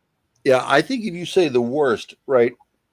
Love Field only does Southwest and JetBlue, so that's the small airport in Dallas. Yeah, Right? It's not the DFW one. Charlotte Douglas International Airport. Again, they're not doing significant traffic there. I know Charlotte's up and coming, but so I think it's either DIA or Midway. I think And it's Midway. I it's a tough call. Hold on, flip a Dragon Con coin. because Midway Okay. also Chicago also has a smaller municipal airport too, right? Chicago, right? Well, no, dude, you're right. Midway is the small airport in Chicago. So then So Denver. it's got to be DIA. O'Hare is the big airport in Chicago. That's right. Denver then. All right, so Denver International Airport. Yeah. Son of a Chicago bitch, you talked us out of it, Dave. Sorry about that. Sorry about that, everybody. Yeah. Our streak is We just over. got to keep going with the guests. The guests always know. Yeah. Yeah. But yeah, Denver is an interesting airport. But the worst airport that I hate to fly into. In fact, I will take another stop in a flight arrangement rather than dealing with that airport is DFW because it feels like when you land at DFW, it feels like you're landing in Houston and they're driving you up to Dallas. That's how long you taxi at that airport. I've landed with plenty of time to make my connecting flight, and the length of time taxiing to my gate at Dallas has made me late for flights. That's how bad Dallas is. At least DFW is. I've never gone to Love Field, but I hate Dallas Airport. All right, question number 8. A new California fast food law could soon raise the minimum wage to which hourly amount? 13, 15, 22, or 37? I'm gonna say 22, just off the top of my head, I agree. because they were already at 15. Yeah. $22 an hour is correct. The computer Yeah.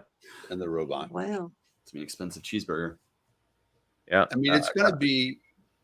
They're just begging restaurants to replace people with machines. And they largely have. Like in a lot of places in DC, you order on a machine now. Yeah, No, you order on a machine. They're trying to actually get rid of that and get people to only ordering on their phones. That's the long range plan. Yeah.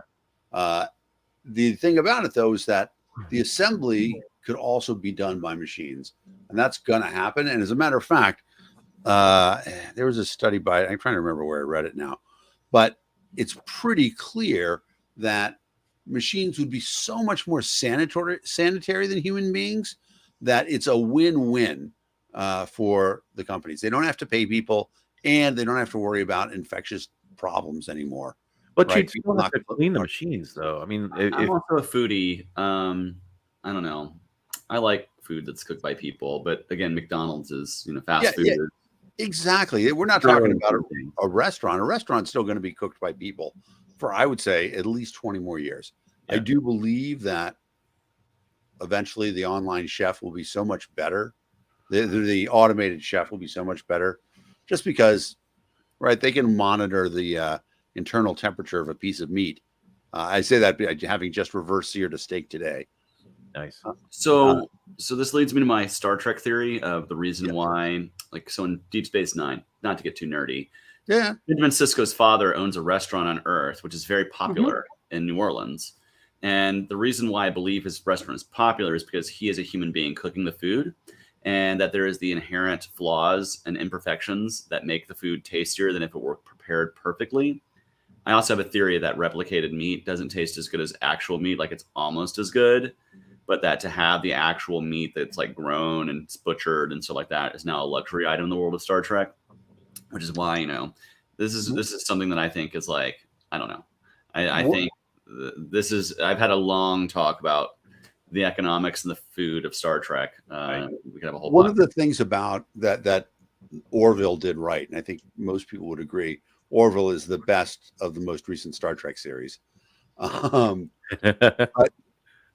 they didn't have a transporter, because the problem with the transporter is it just changes everything. So, Star Trek replicators are essentially transporters, right? They're replaying a tape of a beautiful steak that somebody transported from point A to point B, reassembling all the molecules, and then it should be as good as that steak ever was.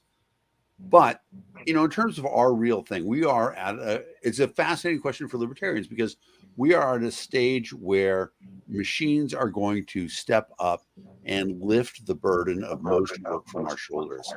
And when that happens, what does that mean for us as a society, where we expect people to define their value through work? Because there's a lot of people whose labor will not be valuable compared to that of a machine, at least doing the things that we have done in the past. Yeah. And as libertarians, we have to think about, what do we think that means? So I've had this conversation many times over many drinks at many libertarian conventions about Star Trek and the economics of post-scarcity. I will happily come back on this show one day and really deep dive into the economics of futurism and what the world would look like. Yeah. Things like replicators or that kind of stuff, because it is very interesting. In fact, I've been to a panel on the economics of Star Trek at DragonCon. Let's just get it all the way back around full circle. There you go. If you want interesting stuff like that, come to DragonCon. All right. Question number 9. Scientists say a so-called doomsday glacier could eventually raise sea levels by several feet. Where is this glacier located? Greenland, Antarctica, Canada, or Alaska? Like the South Park song says, I want to blame Canada, but I don't have any definitive proof for that. So just in terms of space, clearly Canada is the most likely, right? Canada has more land mass. Well, Antarctica. However, I'm almost leaning towards Antarctica on this one. Antarctica seems very likely to me. Greenland, though, I know is losing glaciers like that. So I don't know. I think the reason why with Antarctica is that it's actually in the water. A lot of the glacier that we're losing in Greenland is on land, and that's melting. Same with Alaska and same with Canada. It's that glacier that's in the water. Kind of, you ever seen a map of that the ice sheet thing? Yeah, there's a big ice sheet there. Yeah. And once that melts in, I don't know.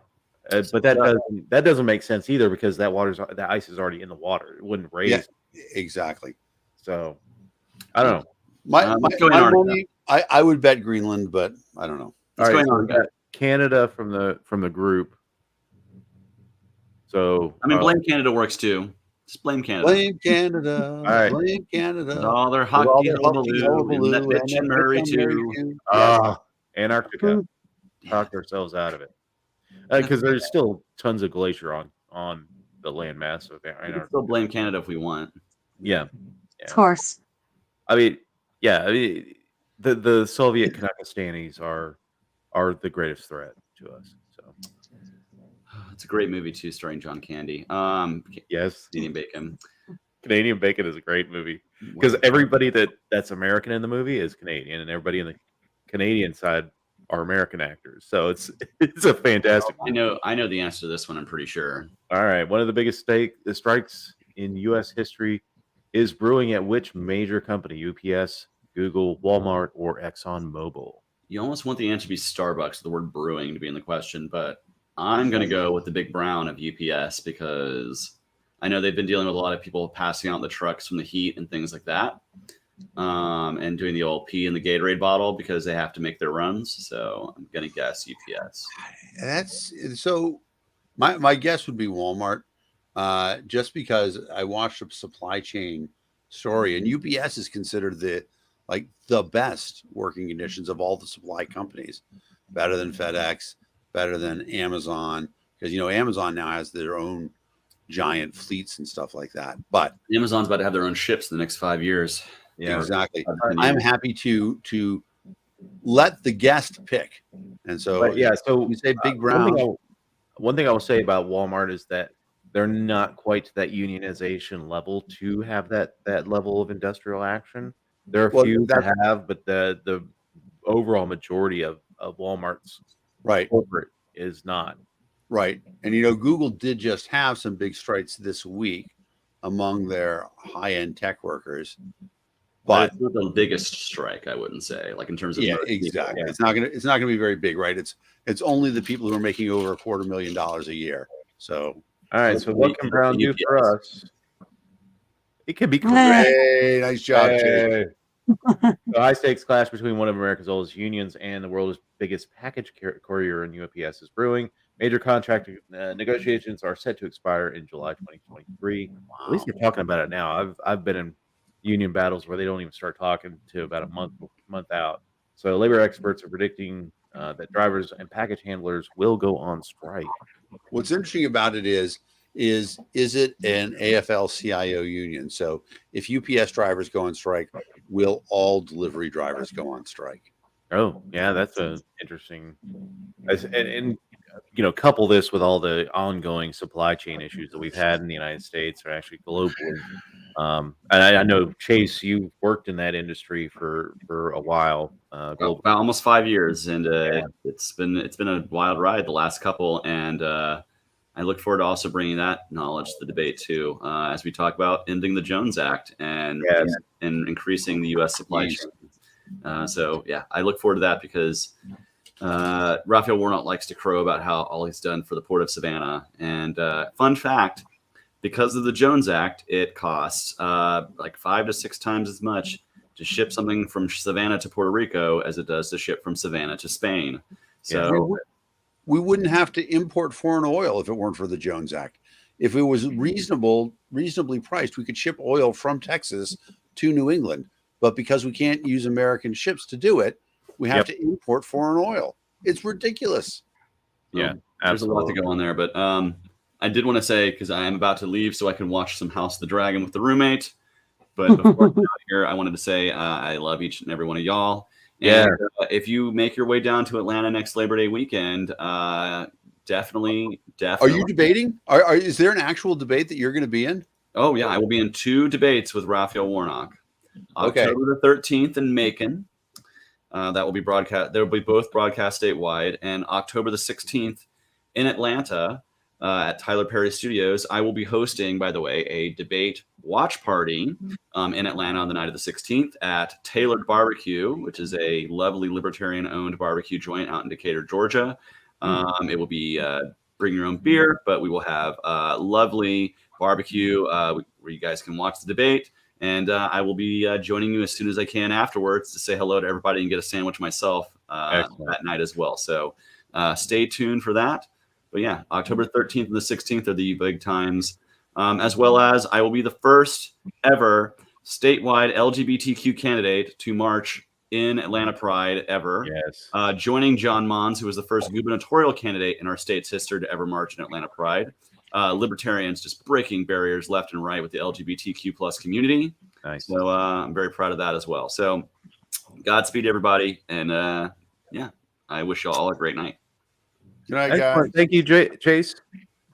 Just a couple other news stories that we didn't get a chance to talk about tonight. The death of the Queen, 70-year reign comes to an end. Yes, I'm sorry to bring that news to you, man.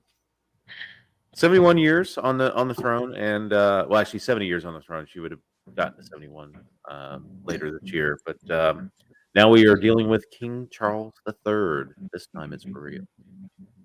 Yep. I mean, it is crazy to reuse the name Charles because of all the stuff with Charles I and Charles II. But whatever. If this is going to be the end of the monarchy, and I don't think it will be. I think they're setting it up for it. I think William will probably finish it off. But it's I think there's going to be quite a bit of pressure, not in England per se. Let me kill the screen. It's not going to be in England per se, but I think it's going to be with other royal households Canada. throughout the world that are going to, because if England falls and stops doing the monarchy, then you start looking at Copenhagen, you start looking at Stockholm, you start looking at Oslo. I mean, the royal families throughout Europe are probably going to start shaking in their boots because that really is the kind of the crown jewel of the royal families within Europe. So I think that we get a lot of pushback on doing that. You're on mute, Dan. You time to take a drink. I have some weird background noise coming. I have to hunt it down and kill it. Kill it. It may be that Dallas is lost. I think that's the weird Is background. that what happened? My Giants are ahead Oh. of Dallas. I'm gonna be happy about that. Of course, the other. Well, here's one thing to talk about with the Queen's death is the varied reactions, because I know a lot of people were really, there it's a varied reaction within the United States, and that there are a lot of people who are very broken up about her passing on. I mean, most people, worldwide have never known another monarch of England other than Queen Elizabeth. But there was satire. In fact, I admit I did some satire before she passed, and did the guy that would scream "Bring out your dead" from Monty Python Grail. I mean, I'm not dead yet. I'm not dead yet. I think I'll go for a walk. I'm getting better. One of the most fascinating responses I have noticed is that Diana is trending. The Interesting. Queen died and Diana's trending. That's nice. It's like, well, that's interesting. I mean, it is. What's her name is now the Duchess of Cambridge, which was Diana's title and had been Camilla. vacant Yes. all that time. No, not Camilla. Oh, Kate Oh Middleton. wait. Kate. Oh, okay. So Got Camilla you. never had the title of Duchess of Cambridge. She was Princess What is hers Consort, now? and now she's Queen Consort. And she's So being a dirty mistress paid off. That's what you're telling me. Yeah, Is that advice? Because I'm just saying, like, Going- I like going from- crowns. going from Well, side chick to Queen Consort. It's not a bad life. it is an interesting question. Like, have you watched the Crown series? No. It's good, Dave. I recommend it. First of all, like, there's all sorts of history in there that I didn't know. Yeah. Like, I didn't And know they anything paid about. for the actors. They Yeah. paid for good actors. But also, like, I mean, the history part of, like, the big smog out that happened in London, where all those people died in the 50s from the pollution. I'd never heard of that before. Yeah, I went I to school never in knew England. that. It's an astonishing thing. But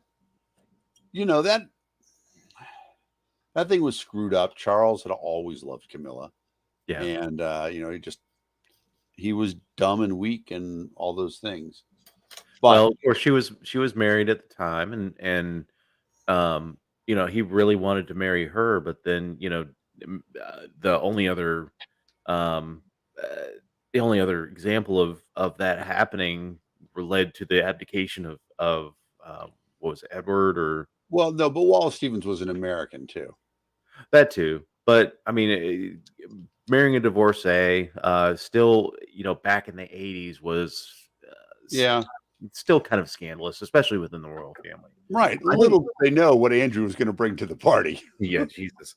But here's the thing that I would say is that a lot of people just never really lived in a world without the Queen. And for most of us, we only really remember the Queen as kind of this grandmotherly woman that didn't do a whole heck of a lot except for, show up in public gatherings and things like that, or travel on behalf of the crown. She was also the Queen when Britain's empire fell apart and they started getting rid of their colonial acquisitions, especially in Africa. And it really showed how the British Empire's divide and conquer played out after the British pulled out, because they would just drop it. They would, like, one day they'd be like, okay, we're going to leave. And then they just leave. There was no attempt to build any infrastructure, democratic institutions or anything like that within these countries to work through a lot of the problems. They just let these warring parties now have at it, and lots of bloodshed over the earth just because of that. You know, one of our friends posted, and I don't know if it's true or not, and he also doubted the veracity of it, but at least once a week, there's a country that celebrates its independence from the British Empire. I wouldn't be. Once a month would certainly be sure. Oh yeah, 100%. I don't know about once a week, but I mean, just because who has a revolution in December, right? It's not a good time for it. Well, I mean, the Southern Hemisphere, you could have it. I guess so. Yeah, Well, maybe more, it's Australia. Yeah, or any of the Southern African colonies, which could have There's a definitely couple. Rhodesia to Zimbabwe or Zambia or You know what? Let's get our show's intern on that. Speaking of which, if you'd like to be an intern for the show, now's the time to get your application. Exactly. Now taking applications. And then the final story this week, of course, is the 21st. We alluded to earlier, the 21st anniversary of the 9/11 tragedy and the ongoing tragedy that has resulted from the attacks in New York, Washington, and Shanksville, Pennsylvania. I posed the question earlier. What do you all think? Did the terrorists win off of 9/11? No. I think that if you could tell them what the state of the world would be now, they would say, yeah, no, we're not doing that. That's a big mistake. Because the people who had the power have lost their power. Osama bin Laden's dead. There is regime change in Iraq. Whether what was it? Was it a terrible thing that happened? Did we pay a terrible price? All that stuff. Yes. However, Iraq was a major funder of terrorism. Now, they didn't have nuclear weapons. They didn't have weapons of mass destruction, but they paid families of suicide bombers, stuff like that. And so, they lost a lot of the organized high-end structure that supported them in their fight against the West. So I think that, the world would have kept on spinning and America would have kept on shooting itself in the foot without what happened. And if anything, it formed a better alliance against, let's just say, well, I think you have to think about what was 9/11 about. And for me, what I truly believe, and a lot of people might disagree with this, it's about Britney Spears. It is about Britney Spears, bare midriff, showing up on a cave in Afghanistan, and young Afghani women and young Afghani men seeing this woman divorcee, although I don't know if she's divorced in 2001, talking about, female empowerment. And these tyrants, these misogynistic bastards said, you know what? Holy crap. This is their culture coming over here and infecting us. And the thing is, that's how we actually fight best, right? As Americans, we make amazing weapons and stuff like that are really good at killing people and doing terrible things. But the way that we defeat everybody is our culture is irresistible because it's so cool. And, that's what's happening in the long run in all these places. And the last defense of tyrants is to try to say, you know what? We don't want your culture here anymore. It wasn't just a 2001 thing or even 1981. I mean, this was the idea of West toxification within the Arab world, and the broader Middle East, all the way out to the Indus Valley, is that foreign influence changing the culture. You had all these leaders installed after World War I that were secularists, Kemal Ataturk and the Shah Pahlavi in Iran, that wanted to force the people into a Western culture, and there was a backlash. The fundamentalists backlashed against it, and I mean it is it's a 150-year-old problem at this point, that there's way too much foreign influence that wants to I'm not saying this is more of a neutral statement. Is that they wanted to protect their home culture, much as we would want to protect our home culture. Canadians want to protect their home. Except that what is American home culture? American home culture is destroying our own culture every 20 years. That But is what we are based look at the Trumpers. They're always talking about protecting America, making America first. America great again. Yep. Yeah, But in reality, what they're talking about is they're talking about destroying existing American culture, which is fundamentally left of center, permissive and tolerant. And they want to destroy that and change it to something else.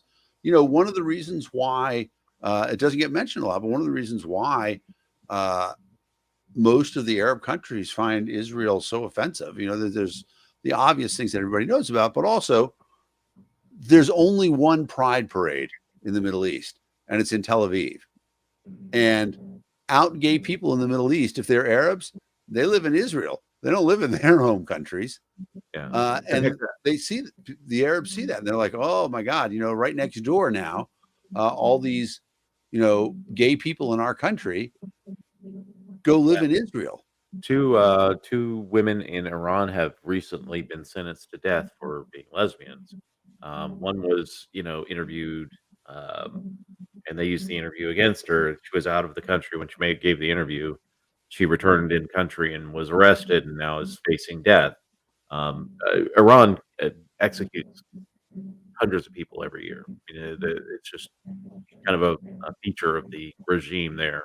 But yeah, so yeah, there's a lot of stuff about tolerance that needs to be exported to those countries. It's just that, But the thing about it is, right, we do it wrong when we try to force it on them. The yes, fact of the matter is that if we just let Britney and the Mickey Mouse and all the other things about it, and this goes back, right? The Germans used to complain about Mickey Mouse all the time, pre-World War II.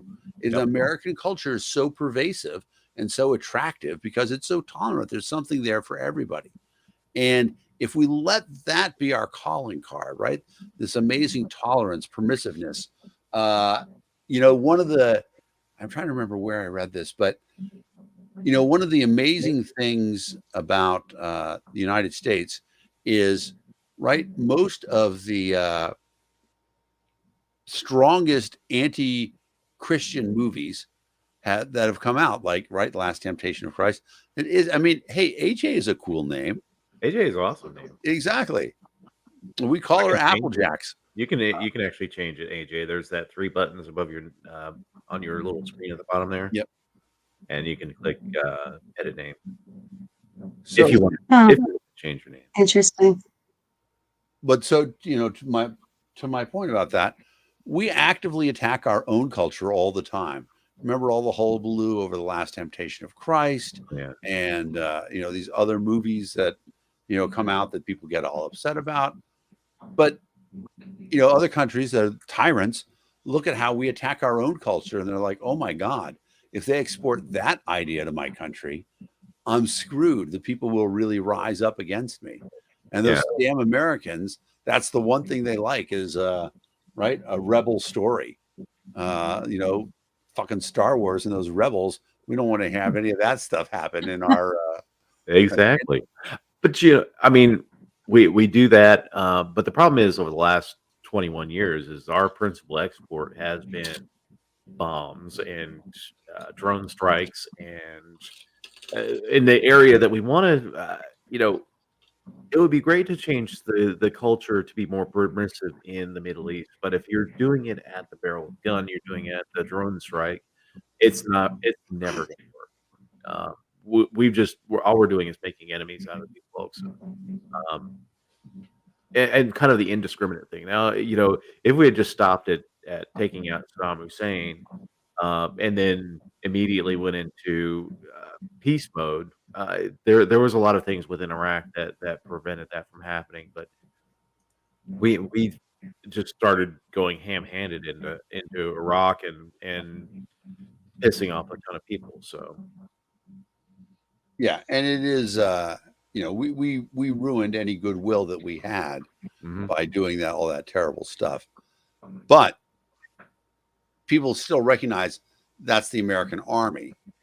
American culture is still incredibly pervasive in spite of all that terrible stuff that we do, right? Yeah. And so when we withdraw, the culture still remains, right? American movies still in the most popular movies around. The Chinese are trying to get into that, right? Because they recognize Oh, the India power and the too. Hollywood Yeah. is massive. Yep. They recognize the power and popularity of those sort of things, of having a strong and dominant culture. And you can make an argument that one of the reasons our culture was so popular is because of our, just incredible wealth, the ability to put money into culture. Yeah. Is that sustainable? I don't know. I mean, it is still ridiculous, right? That America's GDP is larger than the EU or larger than China's. I mean, I can't explain how that can happen in spite of all these other, well, I mean, I guess I can, but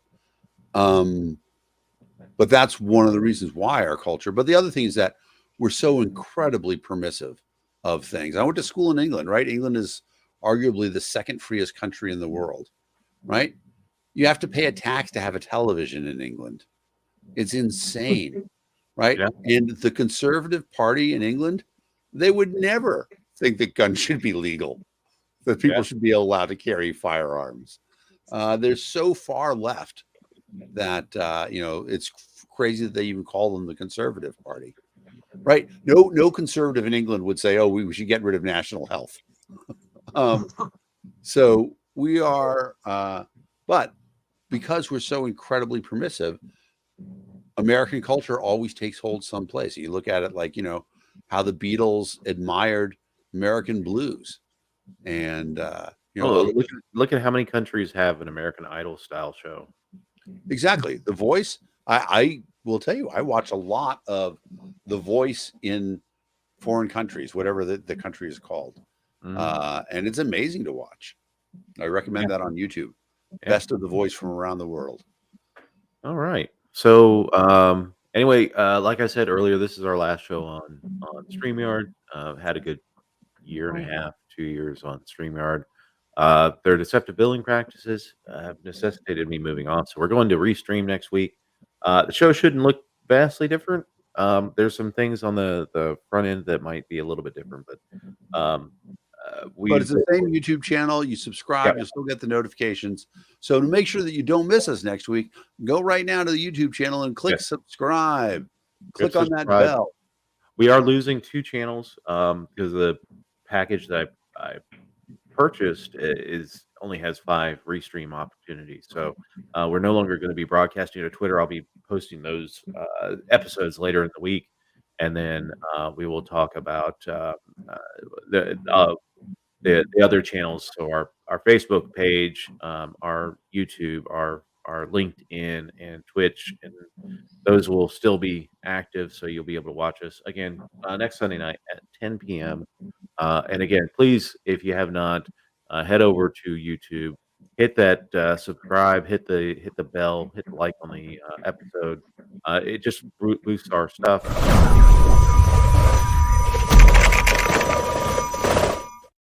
Yep, skull crunching music. So yeah, just drop on by there and follow us, and we look forward to seeing you next week. I don't have a and at Fish Dan, are you on? Is that your Twitter? That is my Twitter handle. He is a twit on I am Twitter. I am old enough to be Fish Dan in any place that you can imagine. Like I have owned that digital property. Google, Yahoo, whatever the Microsoft game network is, Blizzard.net. If you see Fish Dan, it's me on a digital property. Yeah, I used to be Papa Duke like everywhere. In fact, it's still my YouTube, but my now on Twitter, I'm like, well, it is Papa Duke is the name, but my name on Twitter now is The Political Deep Dave. That's nice. That's clever It's too. pretty good. Yeah. All right. Good night, everybody. Good night, everybody. We'll talk to you all next week.